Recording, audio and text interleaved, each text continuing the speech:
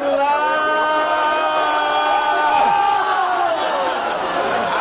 আজকে আমাকে কথা বলতে দিন, আমাকে কথা বলতে দিন।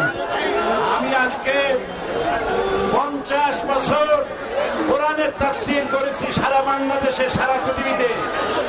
আমাকে বানানো হয়েছে যুদ্ধ অপরাধী, আমাকে বানানো হয়েছে চোর, ডাকাত, হত্যাকারী, ধর্ষণকারী। আমি আল্লাহর নামে কসম করে বলছি, আল্লাহ তোমার জাতের কসম, তোমার ইজ্জতের কসম, তোমার সম্মানের কসম, 1971 সনের এক ফোঁটা বালি বা কাদা আমার গায়ে লাগে নাই, লাগে নাই, লাগে নাই। আমার শুধু কাজ ছিল কোরআনের প্রচার করা।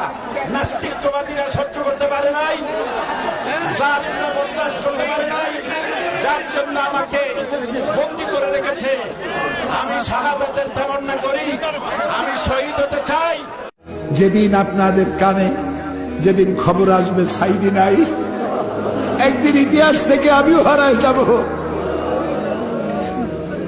কিয়ামতের দিন আল্লাহ যেন আমাকে মাফ করে দেন। আমি কিচ্ছু চাই না আল্লাহর কাছে।